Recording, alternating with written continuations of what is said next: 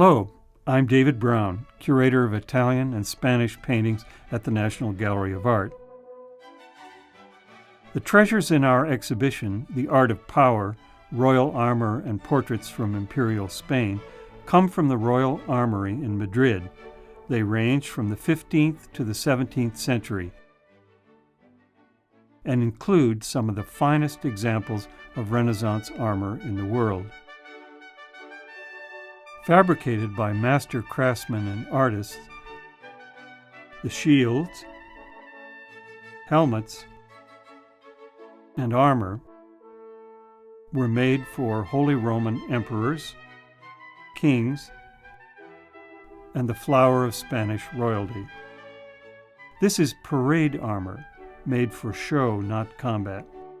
In form, it looks back to a world of tournaments, jousts, and noble gesture. And among the images worked into the steel is something quite different, a subtle advertising campaign for the imperial ambitions of the Spanish monarchy and the Habsburg dynasty.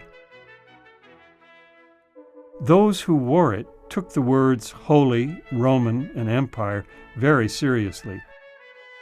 This detail of the Virgin Mary and the infant Christ on the breastplate of armor made for the Holy Roman Emperor Charles V in 1544 attests to its owner's piety. A painting of Ferdinand of Aragon and Isabella of Castile, the unifiers of Spain, portrays them and their family praying under the protection of the Virgin Mary.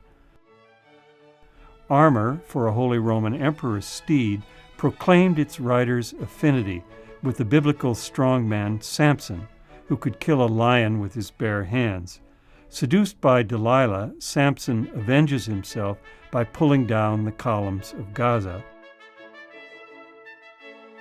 On the other flank, more images in gold on steel reveal the emperor's desire to be identified with the Roman demigod Hercules. Powerful enough in his infancy to slay serpents sent to destroy him, in manhood, Hercules killed the multi-headed Hydra single-handedly. Expanding and maintaining an empire was the aim of royal politics. Knowledge was power in the Renaissance, and the calculated allusions to ancient Greece and Rome in royal armor were heavy hints dropped by kings and emperors. An early portrait of Charles V wearing a collar bearing the golden fleece is a reference to the Greek symbol of royal authority captured by Jason and the Argonauts. It appears frequently in a later portrait, on his helmet, and in other royal portraits. Gilded designs on a shield made for Philip II in the mid-1500s depict the fierce combat between the Carthaginians and Roman troops in the Second Punic War. Philip's noble contemporaries would have understood the comparison between the Roman triumph and the victorious Habsburg campaigns against the Turks in the Mediterranean in 1535.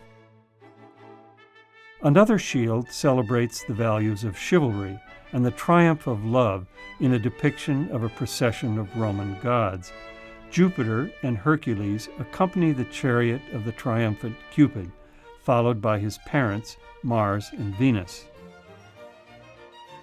On the shield's rim, Cleopatra, in her death throes, entwined by serpents, recalls the passing of imperial power from Egypt to Rome. Object lessons from the Roman Empire were studied carefully by Spanish nobility. The royal household decorations included a tapestry depicting the meeting between the ancient Roman general Scipio Africanus and his Carthaginian adversary Hannibal. Viewers in any doubt about the outcome of the final showdown between the two would note the Romans' laurel wreath. In this shield, Charles V, leader of victorious campaigns in North Africa, was likened to Scipio.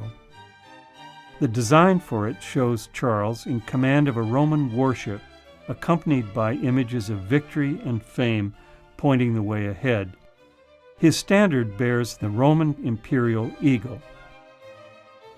To the rear, Neptune, god of the sea, evokes Spain's territorial ambitions in the New World. The armor made for the Spanish monarchy and the Habsburg imperial family did its ancient job, protecting its wearers in a new way. By binding them to the powers and glories of the past, it helped to sustain their rule and authority for 300 years.